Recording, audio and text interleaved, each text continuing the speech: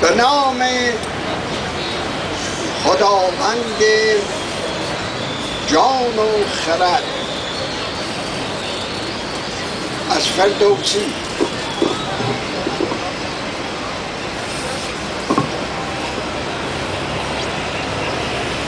با شعری از مولانا سخنم را آغاز کنم.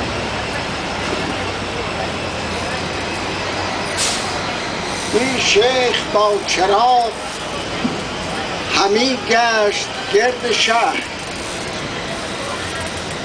که از دیو و دد ملولم و انسانم آرزو.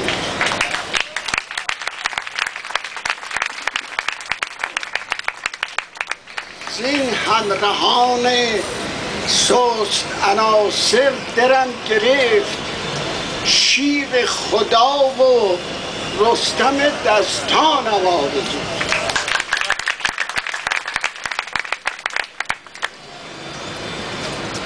با سلام و ادای احترام به شما عزیزان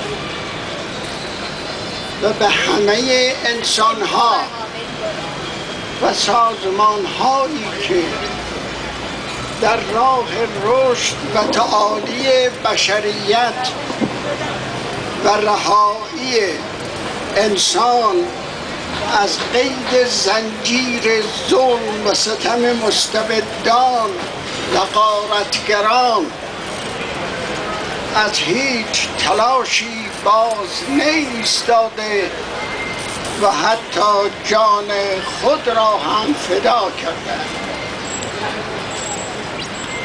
آری هرگز نمیرد اون که دلش زنده شد به عشق، ثبت است در جریده عالم دوام ما.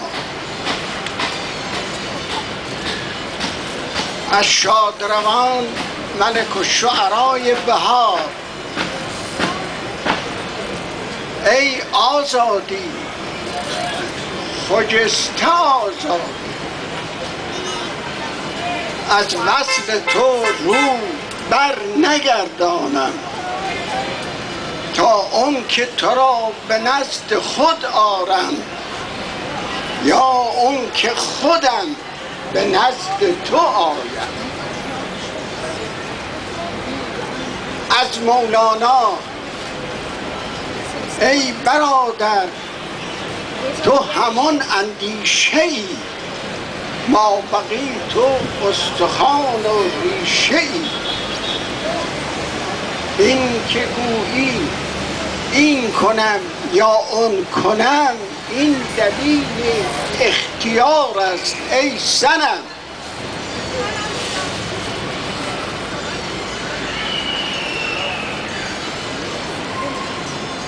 و نیز میگوید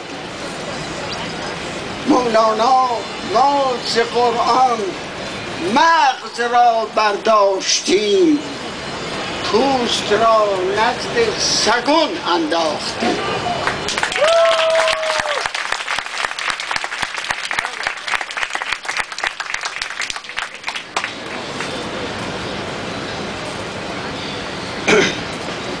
و این قرآن است که بر اراده آزاد انسان، این قرآن است که بر آزادی و اراده انسان مهر تأیید میزند. اونجا که میگوید خدا اراده کرد، عیناً در مورد انسان میگوید انسان اراده کرد.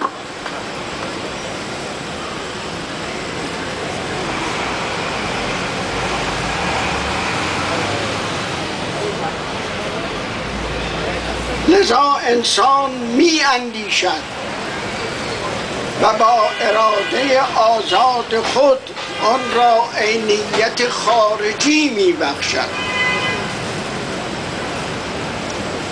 امام علی در خطاب به بشریت میگوید تن به بردگی غیر ندهید که خدا تو را آزاد آفریده است.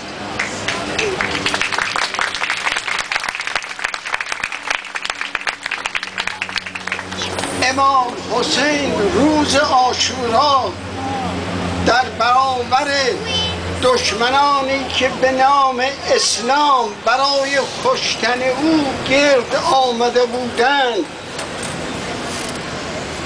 با صدای بلند اعلام می دارد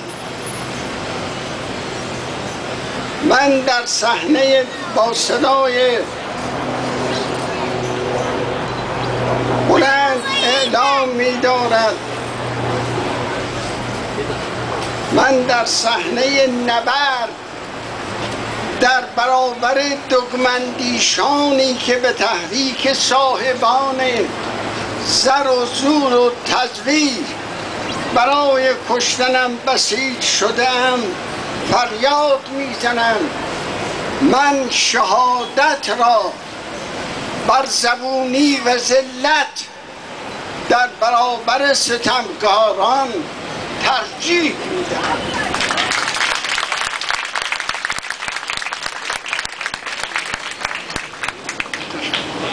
بنابراین هر انسان یا جامعه‌ای که حرمت انسانها را نادیده انگارد مثل آن است که خدای آفریننده انسان را نادیده گرفته است.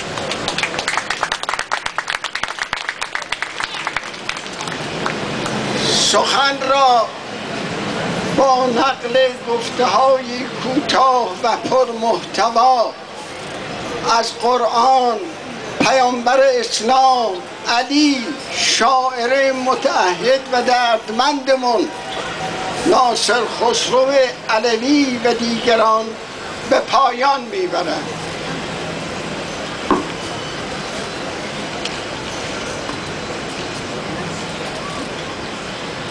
عنایت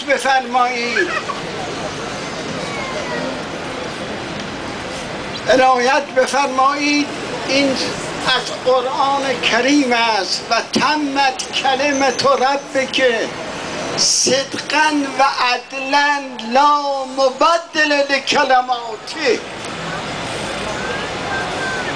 پیام خدا به رسولش خلاصه می شود در صداقت و عدالت، در صداقت و عدالت که غیر تبدیل است و جاودان باقی خواهد ماند.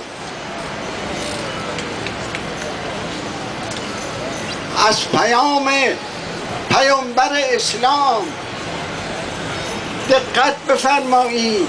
افشوا التراب علی وجوه المداحی، خاک بپاشید به صورت ستایشگران حرفه‌ای مزدور.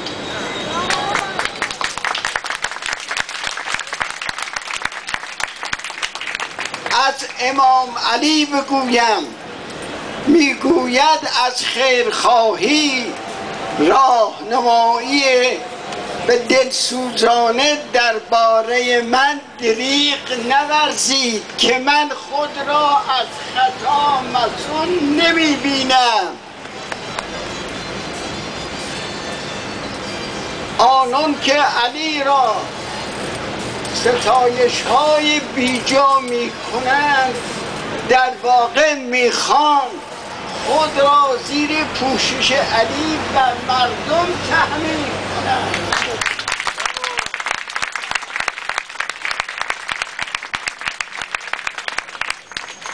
از شاعر